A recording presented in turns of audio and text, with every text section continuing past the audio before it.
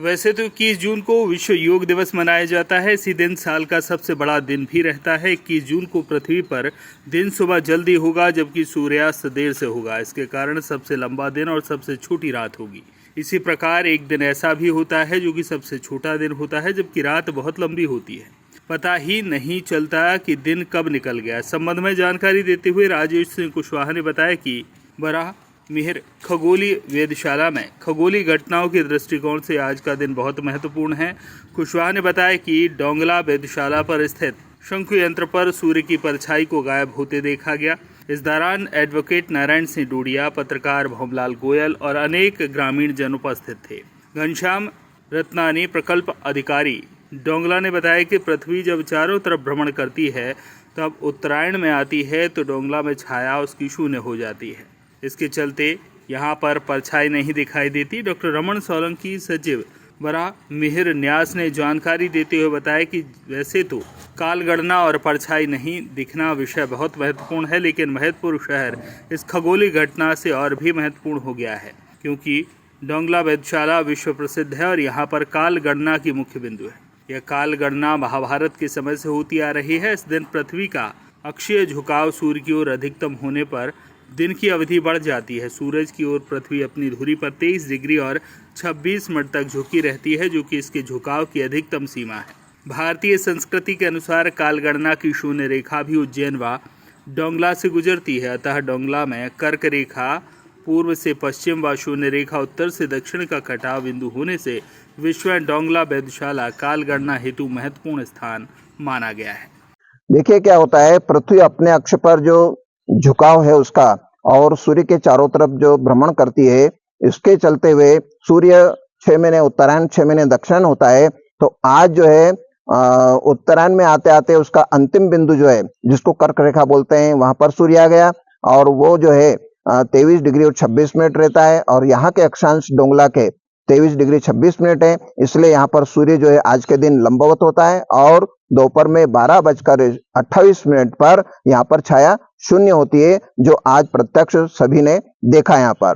तो इस प्रकार से सूर्य कर्क राशि में जब प्रवेश करता है, अर्थात उत्तरायण का अंतिम बिंदु, उस दिन यहाँ पर सूर्य जो है 90 डिग्री पर चमकता हुआ छाया शून्य का दृश्य दिखा देता है।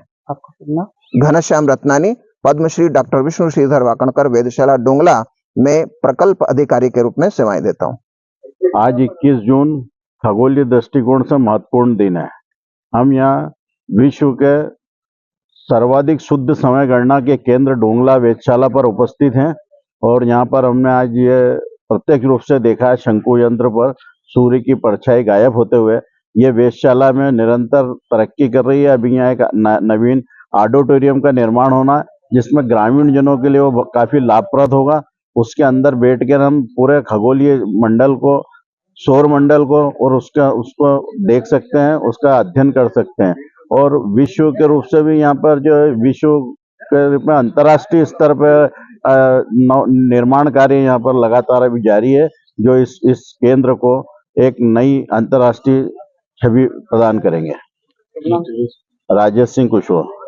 विषय ये अंतर्राष्ट्रीय है, महत्वपूर्ण भारत की अस्मिता को लेकर है। भारत का ये मान बिंदु है कालगणना, उसको लेकर है। कालगणना ही हमारे देश का महत्वपूर्ण वो बिंदु है जिसके आधार पर दुनिया टिकी हुई है।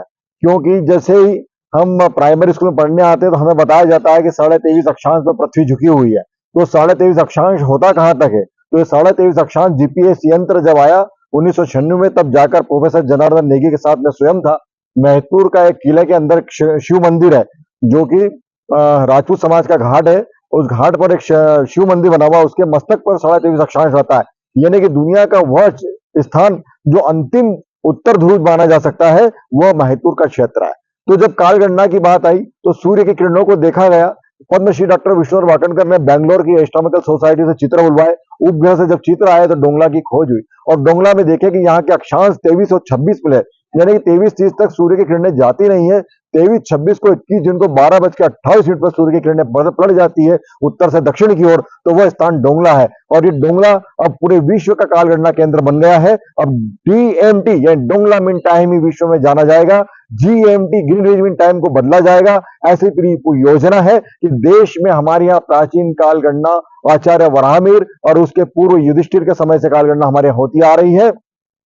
कली युगाब्द हमारे बीच में संवत्सर और उसके बाद विक्रम संवत हमारे सामने है। तो ये संवत्सर जो विक्रम संवत हमारे यहाँ निर्माण हुआ, उज्जैन से ही निर्माण हुआ। शकों को पराजित करने के बाद विक्रमादित्य के एक नवरत्न है वराहमिहिर के द्वारा काल गणना की गई। और जिस दिन पृथ्वी का अवतरण दिवस था चैत्र प्रतिपदा के दिन, उस दिन हमारे यहाँ काल निर्धारण प्रारंभ किया गया और वह दिवस आज हमारे देश का मान बिंदु है। इसलिए DMT डोंगला मीन टाइम यानी कि डोंगला से ही काल गणना की जाएगी। ऐसा ये आज का दिवस बहुत महत्वपूर्ण दिवस है। विश्व को इस दिवस की जय जयकार करना चाहिए, क्योंकि आज सूर्य उत्तर से दक्षिण की ओर होता हुआ डोंगला में 12:28 पर दिखाई देता है। डॉक्टर रमन सोलंकी, सचिव आचार्य वराहमिहिर। महतपुर से भौमलाल गोयल की रिपोर्ट।